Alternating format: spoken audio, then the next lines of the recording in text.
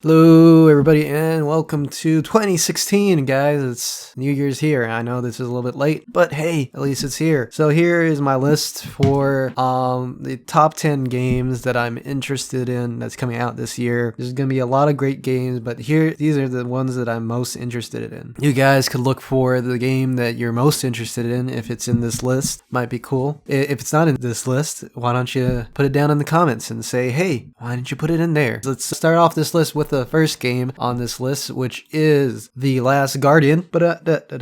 Yes, okay, The Last Guardian, which is a game by Team Ico. They announced it a long time ago, probably 2008, 2007. Like almost like very early PS3 era. It was supposed to come out for the PS3. They showed off some gameplay and then they disappeared. And then people were like, "Is it still going on?" And then people were wondering if it was still going on. And then last year at E3, they were like, "Hey, it's still going on. It's coming out next year." And then I was like, "Okay, that's cool. I'll play it." I'm really interested in if it's actually going to come out because it's been worked on for such a long time. I mean, I won't believe it's out until it's like physically I could go to the store and purchase it. But yeah, it's not, doesn't have a release date right now. It just says 2016 if you look it up. But I'm totally interested of when this comes out. So yeah. Next game on this list is also another game that doesn't have a specific release date, and it's kind of weird. It's called Star Citizen. It's the uber successful Kickstarter program that's raised like $100 million or whatnot on not just on Kickstarter, but it's the most successful crowdfunded game. And they've been working on this for a pretty long time, and kind of wondering if this is ever going to come out. They recently announced that they're having a bunch of actors. They announced their cast for Star Citizen, the game, is going to be in it, and they said like, oh, Mark Hamill's going to be in there and Gary Oldman or something like that. And I was like, wait, what? Okay. But I mean, so looking at this gameplay, if they could actually pull this off, this space sim combat game, which is very weird, they try to make it like a real world. It's like, whoa. I mean, if they could actually pull this off, it would be amazing. But this could easily fall on its face or actually just crash and burn because it's been worked on for so long, you know. Sometimes they just gotta push those games out, but I'm totally interested in this game when it comes out. I wonder if it's gonna actually be $60 or even more. Who knows? Because I don't know. It looks very shiny and expensive. I don't know even if my nice computer could run it. But okay, so on to the next game is another game that's not even confirmed for release for this year, but it's For Honor. When this game was announced at E3, my mouth was open, my jaw was open. Especially since that Ubisoft conference was so boring. But this was probably the highlight of the conference because this game was so entertaining. It's a weird hack and slash game.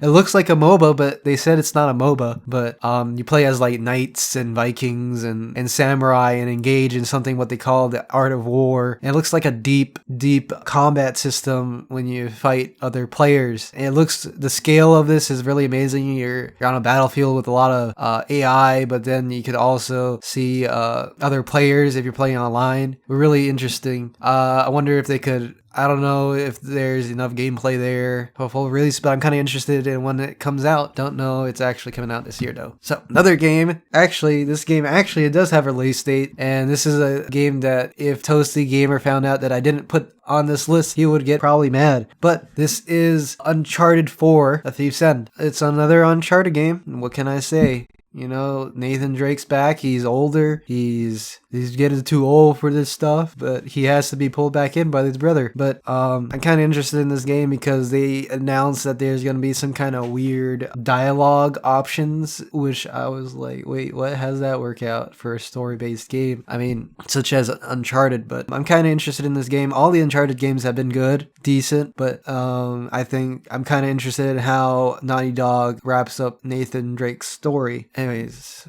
here we go for the next one. All right, next game is Quantum Break. This game is made by Remedy Entertainment, and I loved every single one of their games. I mean, they're big scale games. I mean, they made smaller scale games before, but I love Max Payne 1, Max Payne 2, and Alan Wake. They're really great games, very unique in their genre. A lot of people say that they do somehow, I don't know, I don't understand how, but Remedy is a really good company for making a game that has one main mechanic, but somehow they make that mechanic more than that, and they really fully realize it in this world. And I'm really interested in this game. It's also gonna have like a live action series, like a television show to go with it. So I'm really interested in that and how that works out. It's the gameplay looks amazing. I really want to put my hands on this game. It's coming out April 5th, 2016. Oh, also Uncharted 4 is coming out April 26th, 2016. All right, next game on this list is a game that showed up at E3 and it blew everybody's mind. It was Horizon Zero Dawn. Yes, the Native American dinosaur, robo dinosaur simulator. Just kidding. But still, it looks really amazing. Just what little bit I've seen of it, apparently it's gonna be an action RPG thing, and put it in my hands. I want to play that game. It looks very unique. I like playing unique games. Unique. Okay, next game on this list is Dishonored 2. What? Dishonored 2? I'm really interested in this game. This game is being released by Arcane Studios. It's coming out sometime this year, 2016.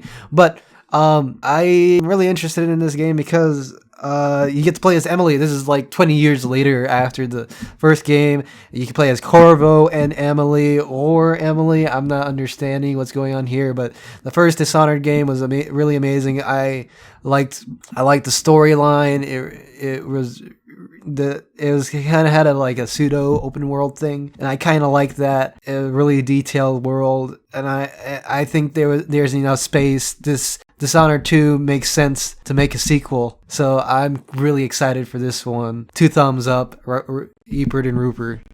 XCOM 2 is my next game. Woo, yeah. So XCOM is one of those games that I spent way too long playing because I would just play it all night, every day, like nothing but XCOM Enemy Within. And I was really excited when they announced XCOM 2, and I was really disappointed when they said it was getting delayed. But this is going to be such a fun game because it's coming out February 5th.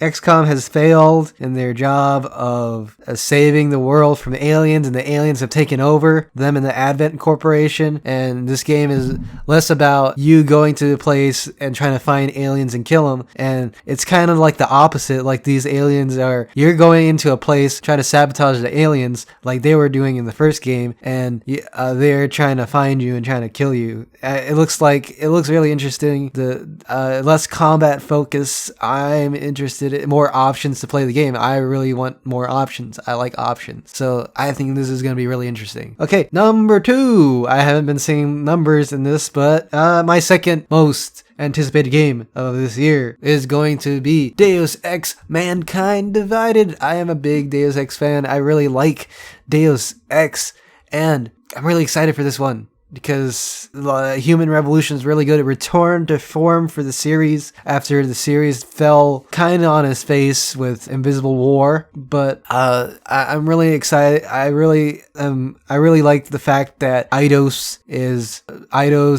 and Eidos Montreal and Square Enix are really keeping up this franchise. That is very unique. That there's not really a game that really does what it does so well. You could play it stealthily. You could play it.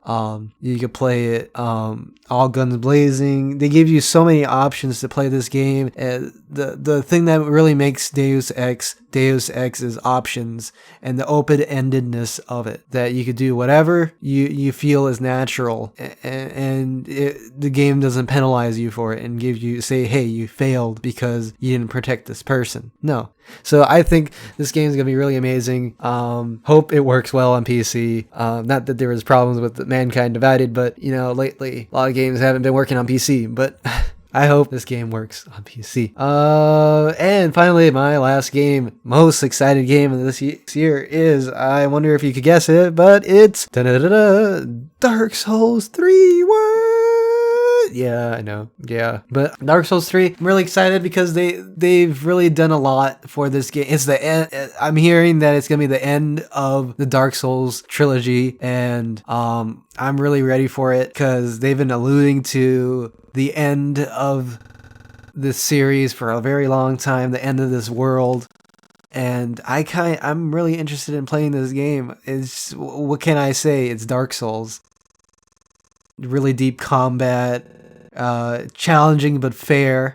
which is probably my favorite part of the series, and it's really deep story. I'm really interested in delving into the story of Dark Souls 3. I like that they've changed a lot of the combat. I like that each time a Dark Souls game, a Soulsborne or whatnot, from Software game, they don't make the same game over and over again. I mean, yeah, some of the mechanics are the same, but they try to make each one unique in some way. And I really think that that's what's really important in this series. So that was my top 10 games of 2016, but I want to know what you guys think.